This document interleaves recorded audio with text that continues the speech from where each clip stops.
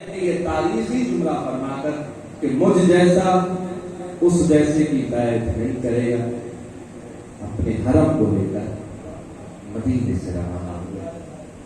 صحبت برداشت کرتا کرتا میرا حسین اپنے خاندان کے ساتھ 2 محرم کو کربلا پہنچا۔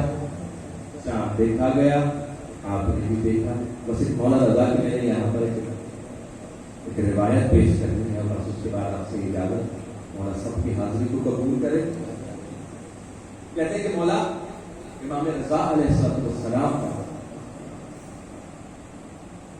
میں نے وہی عرض کیا کہ ذکر حسین کا کہتے ہیں مولا جب بھی چاند نکلتا مولا فوراً اپنے گھر میں شہ چادر بچھا دیتے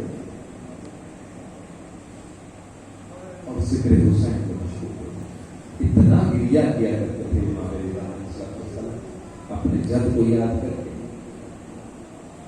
کہتے ہیں اسی طرح چاند نظر آیا، امام حسین امام رضا علیہ السلام نے اپنے جد کے لیے، ان کے ذکر کے لیے گھر میں ایک مجلس رکھی۔ ایک شاعر ہے جو جانتے ہیں، نوجوان بھی جانتے ہیں، کابل کے نام سے، کہتے ہیں کہ وہ حاضری کے لیے آیا۔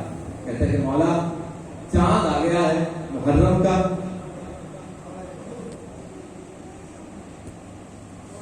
آپ سے زیادہ کسی کا حق نہیں ہے کہ میں نے کچھ مرثیہ لکھا ہے امام حسین علیہ السلام کے بارے میں پڑھنا چاہتا ہوں۔ کہتے ہیں کہ مولا نے کہا کہ بالکل دابل جو مرثیہ لکھا ہے اس کو۔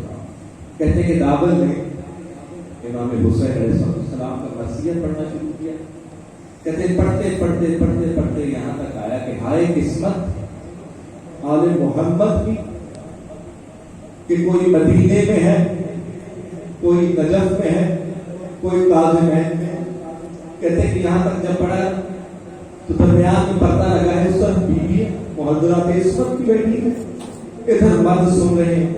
کہتے ہیں کہ جب دابل یہاں تک پہنچا کہ تقسیم ہو گیا آل محمد کی قسمت کی کوئی کہیں دفن ہے، اکٹھے دفن بھی نہیں ہونے دیا امت نے بعد الرسول، تو کہتے جب یہاں تک پہنچے تو گریہ بلند ہوا۔